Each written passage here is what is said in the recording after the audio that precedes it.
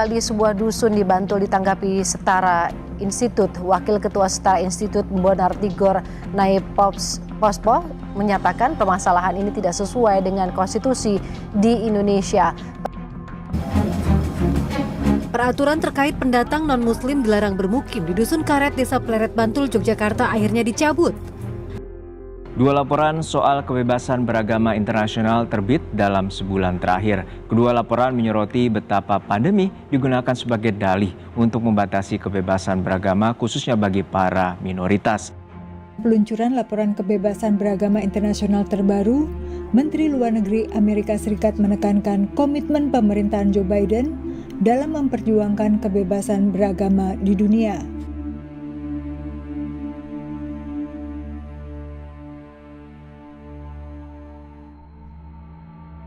Keberagaman merupakan bagian dari Indonesia, dan sebaliknya, Indonesia merupakan bagian dari keberagaman itu sendiri. Dalam segala lini kehidupan di Indonesia, dihiasi dengan penuh keberagaman, mulai dari bahasa, kesukuan, kebudayaan, hingga kepercayaan. Seperti yang kita semua tahu, bahwa dari keempat hal tersebut, kepercayaan merupakan variabel yang mampu mempengaruhi variabel lainnya. Kepercayaan menjadi landasan bagaimana cara kita mampu berbudaya di kemudian hari. Dalam konteks ini, kami mengarah pada 6 kepercayaan yang diakui keberadaannya di Indonesia. Pada dasarnya, keberagaman akan menciptakan warna-warna yang indah, seperti pelangi misalnya. Namun, apakah keberagaman keyakinan di Indonesia sudah memberi warna pada kehidupan bermasyarakat?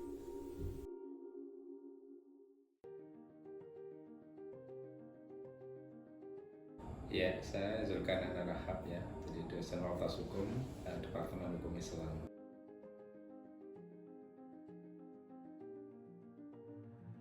Ya, saya kira Pancasila sudah mengakomodir ya adanya keberagaman agama di Indonesia dan masing-masing diakui kebebasannya pemeluknya untuk beribadah sesuai dengan agama dan kepercayaannya masing-masing.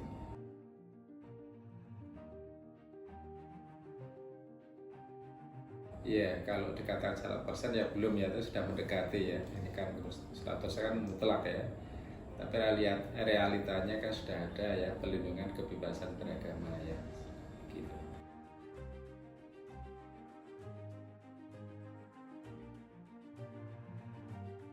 Iya, kalau di tempat kita ya di Jogja kok saya belum lihat adanya diskriminasi antar agama ya. Karena realitanya kan mereka hidup rukun, damai ya. Tidak ada yang saling menghegemoni ya.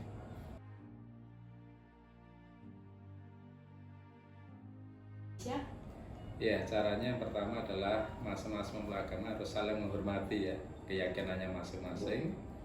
Dan yang kedua untuk sosial kemasyarakatan ya, mari kita bergotong royong ya. Jadi untuk masalah sosial kemasyarakatan tidak ada masalah untuk saling bekerja sama.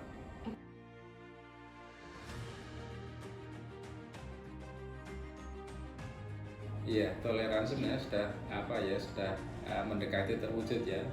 Cuma kadang-kadang di daerah tertentu ya, ini karena masalah SARA ya, itu dipantai oleh pemicu provokator ya, sehingga menimbulkan seolah itu ada konflik agama ya, padahal bukan agama, itu konflik sosial ekonomi biasanya.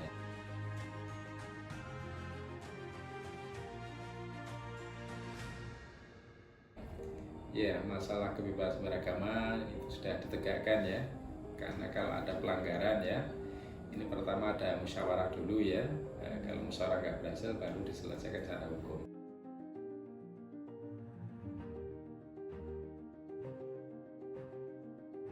Toleransi tetap harus diwujudkan ya di negara kita, karena negara kita kan negara plural ya, nggak mungkin harus menyatukan semua agama dalam satu keyakinan ya. Yang penting kita saling menghargai, saling menghormati ya, tidak saling menghegemoni satu sama lain itu.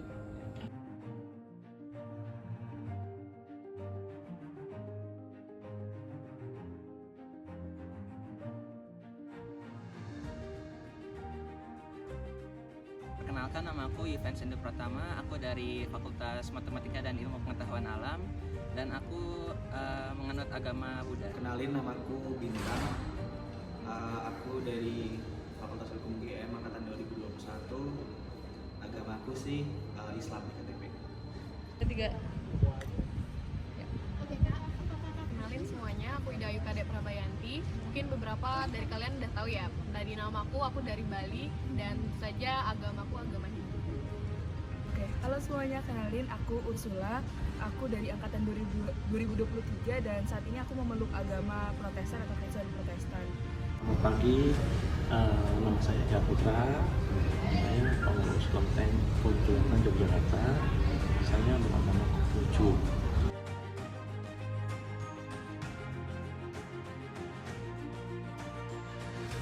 Kalau menurut aku kebebasan beragama adalah adanya kebebasan untuk memilih agama atau kepercayaan terhadap semua orang tanpa terkecuali, dan kebebasan agama itu tidak menuntut adanya harus kesamaan agama dan tidak menjadikan perbedaan agama itu menjadi suatu masalah untuk memecahkan persatuan di Indonesia.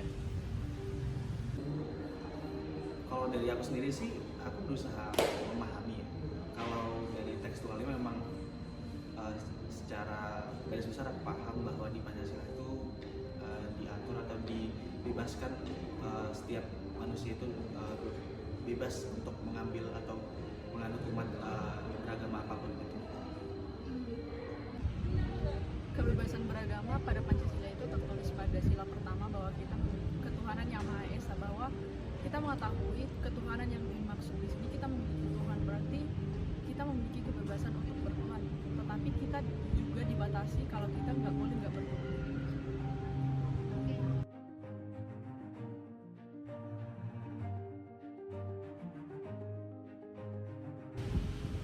Kalau misalkan diskriminasi secara langsung yang benar-benar menghina dan mengejek aku gitu sih kayaknya nggak pernah ya, tapi mungkin secara implisit kalau tidak langsung, kan aku dari Bali terus pindah ke kota yang lumayan aku nggak kenal, terus kayak salah satu contohnya yang aku rasain perbedaannya adalah ketika orang-orang ngajak janjian terus aku tanya jam berapa, itu pasti jawabannya waktu subuh, waktu asar, kan aku nggak ngerti ya hal itu. Nah menurutku itu sih harusnya kita pahami lagi, bisa nggak nyebutnya general aja gitu, jam berapa, seperti itu sih. Oke Kak. Puji Tuhan, dari aku kecil sampai sekarang di UGM tuh puji Tuhan sih nggak ada diskriminasi sih, semuanya berjalan dengan baik gitu. Oh, itu dulu pas saya masih SMA. Nah, jadi dulu kepala saya jatuh, jadi antar beda agama, jadi pas lagi duduk bangkunya diambil, kena cetak. Akhirnya gurunya marah-marah, jadi besinya tuh di ruang lab, jadi besi nunjuk. Jadi bangkunya tarik, disengkat sama orang. Tapi ya sudah berpengalaman aja.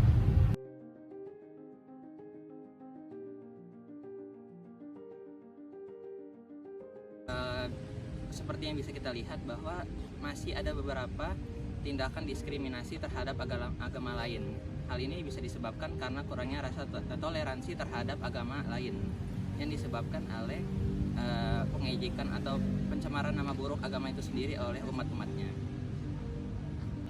Menurut saya itu terjadi paradoks antara apa yang tertulis dengan apa yang realitas yang terjadi, yaitu ada tolak belakang dalam kehidupan sehari-hari dengan yang tertulis. Jadi negara kita masih terlalu kekanak-kanakan dalam kebebasan beragama. Sayangnya di luar lingkunganku, kalau misalnya aku baca dari sosial media atau internet, masih banyak ditemuin bahwa isu-isu sara itu sangat seksi untuk di blow up, terus buat ditunggangi kepentingan politik atau kepentingan tertentu gitu.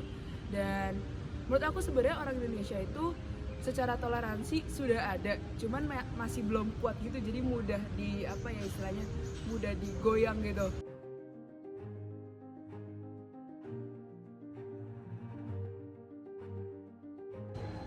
Untuk lingkunganku sendiri sih belum ya, karena jujur kalau mau cerita, lingkunganku ini lumayan Islam banget, kayak yang bukan Islam aja tapi Islam banget, dan itu banyak beberapa hal yang malah bikin agak nggak enak aja gitu bagi teman-teman yang mayoritas non-muslim di tempat-tempat Seperti yang aku bilang tadi sih, tapi kalau misalkan dilihat dari lingkungan sekitar aku ya, mungkin dari teman-teman aku di kampus dan lain sebagainya, aku rasa sudah lumayan oke.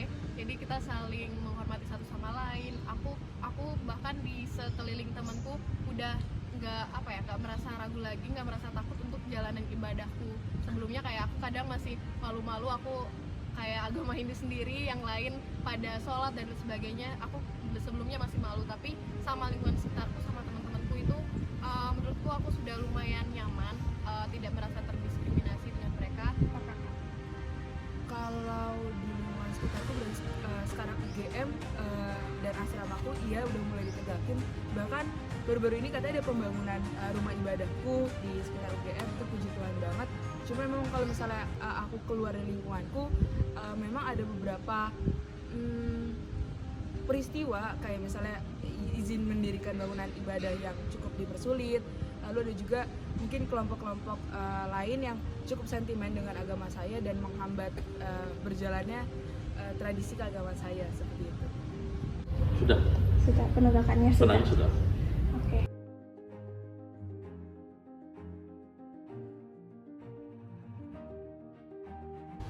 Ya, harapan saya untuk masyarakat Indonesia lebih memerhatikan rasa toleransi yang ada terhadap semua orang dan tidak membeda-bedakan adanya perbedaan agama, karena ini dapat menjadi sebuah masalah untuk persatuan Indonesia. Sesuai dengan Pancasila juga, sila ketiga, bahwa kita harus menegakkan persatuan Indonesia. Oleh karena itu, untuk perbedaan agama sendiri itu harus ditegakkan toleransinya. Mungkin harapanku ke depannya kita sebagai warga Indonesia sih nggak mengartikan Pancasila hanya sebagai teks saja atau yang penting beragama saja, tapi juga menghargai agama-agama yang di Indonesia. Tentunya apa yang tertulis tidak lagi bertolak belakang dengan realitas yang terjadi, dan pemerintah mulai menyadarkan diri dengan akal sehatnya untuk sadar bahwa mereka tuh jangan hanya tentang konstitusi saja, tapi kebebasan beragama itu adalah suatu hal yang sangat penting. Terutama kita berada di banyak sekali pilihan-pilihan agama, dan jangan setiap agama itu menjadi bahan diskriminasi atau intoleransi dan radikalisme dalam setiap kehidupan kita bermasyarakat.